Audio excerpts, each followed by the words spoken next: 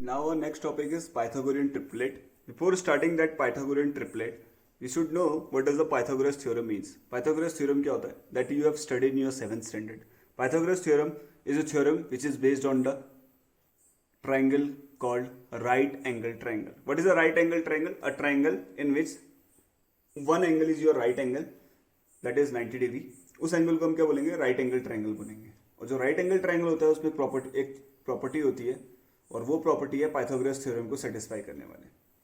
जो 90 डिग्री का एंगल होता है उसके जस्ट जो सामने वाली साइड होती है उसको हम बोलते हैं हाइपोटेन्यूज. क्या बोलते हैं बेटा? हाइपोटेन्यूज. दिस इज हाइपोटेन्यूज जिसको हम बोलते हैं, डिनोट करते हैं एच से. उसके बाद जो रिमेनिंग टू साइड्स होती है, एक होती है आपकी परपेंडिकुलर, दूसरी होती है आपकी बेस.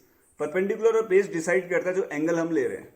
ठीक है, अभी वो आप 10th स्टैंडर्ड पढ़ेंगे which will the perpendicular which will the base. तो आप अभी किसी को भी एक परपेंडिकुलर मान लो और एक दूसरे को किसी को भी क्या मान लो? बेस मान लो. तो जो ऊपर वाली साइड है दैट इज द परपेंडिकुलर और नीचे जो नीचे की तरफ है उसको हम क्या कंसिडर कर रहे हैं? बेस कंसिडर कर रहे हैं. So this is the hypotenuse and this is the perpendicular and this is the base. Perpendicular को लिख देते हैं परपेंडिकुलर. ये परपेंडिकुलर है बेटा, ये एंगल के ऊपर डिपेंड करता है. अभी हम जस्ट क्योंकि ये हम बाई क्या बोलते हैं उसे समझने के लिए हम इसको परपेंडिकुलर कंसिडर कर रहे हैं और दिस क्योंकि ये नीचे की ओर लाई कर रहा है तो हम इसको क्या कंसिडर कर रहे हैं? This is as a base. But mind you ये परपेंडिकुलर बेस डिसाइड करता है angle which we are considering. जिस एंगल को हम कंसिडर कर रहे हैं उसके अकॉर्डिंग परपेंडिकुलर बेस चेंज होता है. बट अभी हमें जस्ट ये समझना है कि हाइपोटेन्यूज हमेशा 90 डिग्री के सामने वाला होगा और परपेंडिकुलर बेस कोई भी जो रिमेनिंग साइड्स हैं उनमें से कोई भी एक होंगे परपेंडिकुलर और दूसरा होगा बेस. सो पाइथागोरस थ्योरम क्या बोलता है? In the right angle triangle the square of hypotenuse, जो हाइपोटेन्यूज का जो स्क्वायर होगा जिसको हम डिनोट करते हैं हाइपोटेन्यूज को एच से, तो इसका स्क्वायर क्या होगा? H square. वो हमेशा इक्वल्स टू होगा sum of the other two, the sum of the square of other two sides. जो अदर टू साइड्स है कौन कौन सी है? परपेंडिकुलर और बेस. इन दोनों केस क्या? स्क्वायर के इक्वल, स्क्वायर के सम के इक्वल होगा. तो हाइपोटेन्यूज का square is equal to perpendicular का स्क्वायर प्लस बेस का square. This was the Pythagoras theorem. ये क्या थी आपकी? Pythagoras theorem. Since this is the hypotenuse and this is the perpendicular and this is the base, तो ये hypotenuse की भी कोई साइड कोई डायमेंशन, क्योंकि एक लाइन सेगमेंट है, ट्राइंगल किससे बना होता है? लाइन सेगमेंट से बना होता है. तो क्योंकि इनकी क्या होगी? कोई लेंथ होगी. तो लेंथ क्या किसके फॉर्म में होती है? नंबर्स के फॉर्म में होते हैं. तो ये भी क्या होंगे? नंबर होगा. ये परपेंडिकुलर क्या होगा? ये भी एक नंबर होगा. और ये जो बेस होगा ये भी क्या होगा? एक नंबर होगा. जो हाइपोटेन्यूज होगा सबसे लार्ज होगा. ठीक है, सबसे लार्जेस्ट होगा जिसको हम बिगेस्ट भी बोल सकते हैं. सबसे लंबी होगी, सबसे लॉन्गेस्ट बोल सकते हैं. सबसे सिंपल से वर्ड में सबसे लॉन्गेस्ट कौन सी होगी बेटा? आपकी हाइपोटेन्यूज होगी. और बाकी जो परपेंडिकुलर है छोटी भी हो सकती है बड़ी भी हो सकती है. तो सबसे लॉन्गेस्ट क्या होगी बेटा? आपके हाइपोटेन्यूज होगी. ठीक है, जो इस कंडीशन को सेटिस्फाई करने वाले नंबर होंगे, जैसे हमारे पास सबसे पहला नंबर आता है 5, then we have 4, then we have 3. तो 5 4 3 जो है, जब हाइपोटेन्यूज 5 सेंटीमीटर होगी और परपेंडिकुलर 4 सेंटीमीटर होगा, बेस भी कितना होगा? 3 सेंटीमीटर. इस कंडीशन को सेटिस्फाई करते हैं. कैसे? 5 का स्क्वायर हम निकालते हैं, दैट इज कमिंग वर्ड 25. 4 का स्क्वायर निकालते हैं, that is coming word 16. And 3 का स्क्वायर निकालते हैं, दैट इज कमिंग वर्ड 9. तो 25 is equal to word 16 plus 9. Condition को सेटिस्फाई कर रहे हैं, इस कंडीशन को सेटिस्फाई कर रहे हैं. जो नंबर्स इस कंडीशन को सेटिस्फाई करते हैं जिसमें जो लार्जर नंबर का square is equal to the square of sum of the square of remaining two, उनको हम बोलते हैं क्या? Pythagorean triplet. क्या बोलते हैं उन्हें? Pythagorean triplet. तो हमारा जो 5 स्मॉलर इंक्रीजिंग ऑर्डर में लिखते हैं 3 4 5, ये क्या होंगे? हमारे पाइथागोरियन ट्रिपलेट कहलाएंगे. क्या बोलेंगे हम इसको? Pythagorean triplet. This is what? Pythagorean triplet. वो नंबर्स जो पाइथागोरस थ्योरम को क्या करते हैं? सेटिस्फाई करते हैं, जिसमें जो sum of larger number the square of the larger number is equal to the sum of square of remaining two. तो उस कंडीशन को सेटिस्फाई करने वाले नंबर्स क्या कहलाएंगे बेटा? आपके पाइथागोरियन ट्रिपलेट कहलाएंगे. क्या कहलाएंगे? Pythagorean triplet.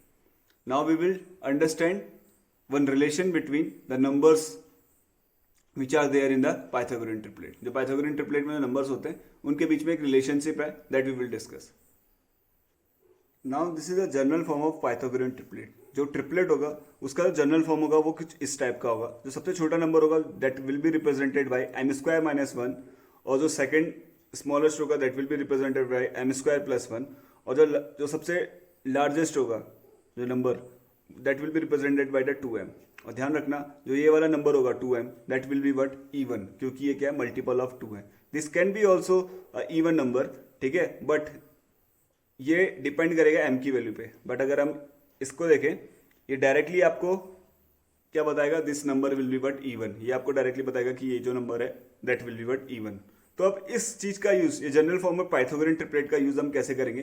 This general form of Pythagorean triplet will be used when one of the number of the triplet, किसी भी ट्रिपलेट का एक नंबर आपको गिवन है, उससे आपको अगर निकालना है द रिमेनिंग 2 जो नंबर्स होते हैं ट्रिपलेट के वो आपको फाइंड आउट करने हैं. तो ये हम जनरल फॉर्म ऑफ ट्रिपलेट का क्या करेंगे, यूज करेंगे.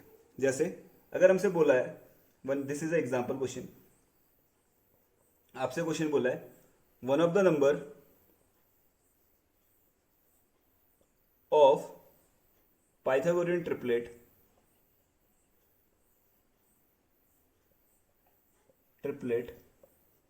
इज 10. आपको दिया है one of the number of the Pythagorean triplet is 10. तो अब आपको क्या करना है बेटा, you have to find out the remaining 2. जो ट्रिपलेट है तो उसमें क्या होंगे 3 नंबर्स होंगे. आपको एक नंबर दिया है 10, तो आपको फाइंड आउट करना है रिमेनिंग 2 फाइंड आउट करने हैं. तो आपको पता है डायरेक्टली अगर देखो नंबर है आपका इवन, तो आप ऐसा एक ट्रिपलेट की वैल्यू जो जनरल फॉर्म में से उठाओगे जिसमें इवन डायरेक्टली आपको दिख रहा है. तो we will this equate this 10 with the 2m. हम इस 10 को किसके इक्वल टू इक्वेट कर देंगे 10 के. तो यहाँ से 2m इक्वल टू 10 आ गया. तो यहाँ से हम m की वैल्यू फाइंड आउट करेंगे. m is coming equal to 10 upon 2, that is m की वैल्यू कितनी आ गई बेटा, 2 1 2 2 5 10. तो m is coming what 5. m की वैल्यू क्या आ गई बेटा आपकी 5 आ गई. अब इस m की वैल्यू 5 का यूज करके हम अदर 2 क्या निकाल सकते हैं, ट्रिपलेट के नंबर फाइंड आउट कर सकते हैं. जैसे m स्क्वायर माइनस 1 है, तो जो फर्स्ट नंबर होगा जो ट्रिपलेट का that will be what m square minus 1. अभी आपने m की वैल्यू क्या निकाली 5, तो this will B 5 square minus 1. तो 5 स्क्वायर माइनस 1 कितना हो जाएगा 5 का स्क्वायर कितना है 25. 25 माइनस 1 कितना है बेटा आपका 24. कितना आ गया 24. ठीक है.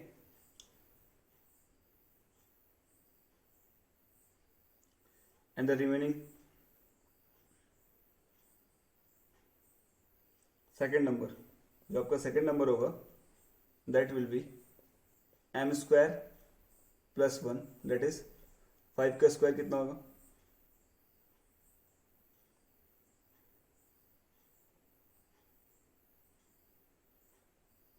5 का square plus 1 that is 25 plus 1 कितना है दैट इज 26. तो हमारे जो नंबर निकल कर आए वो आए 24, 26 और 5.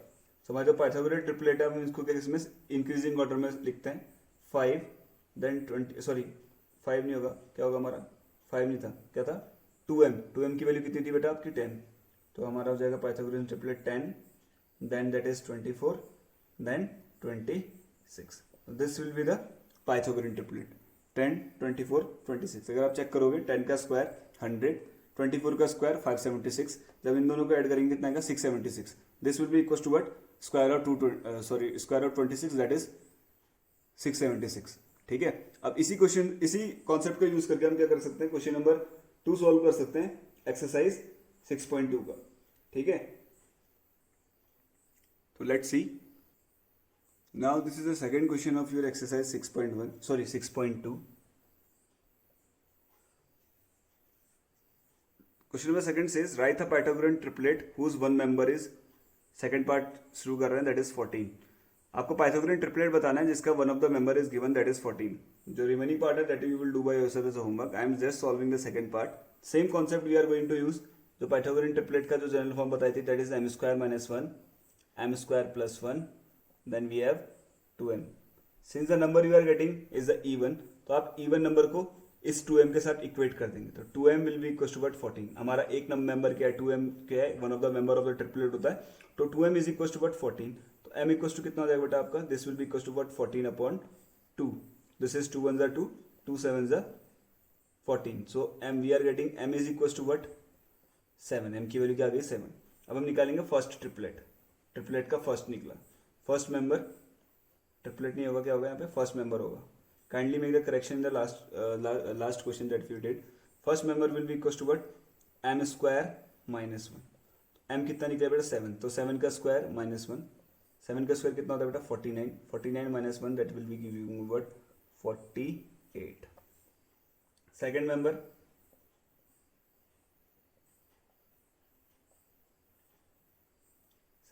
will be m square plus 1, तो m is value is 7 square plus 1, so that is equals to what 49 plus 1 which is equals to what 50. So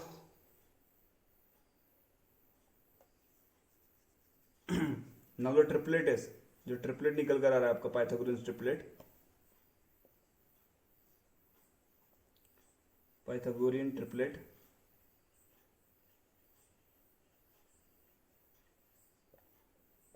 Pythagorean triplet will be, सबसे स्मॉलेस्ट नंबर क्या है आपका 2m that is 14, then we have 48, then we have 50.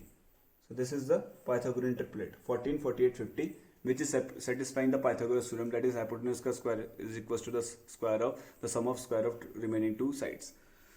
So these are the method of finding out the Pythagorean triplet when the one of the member is given. So the remaining part of this question number 2 that you will do by yourself as a homework. So with this we finish up with our today's class. That's all for today. Have a good day. Thank you. Jai Hind.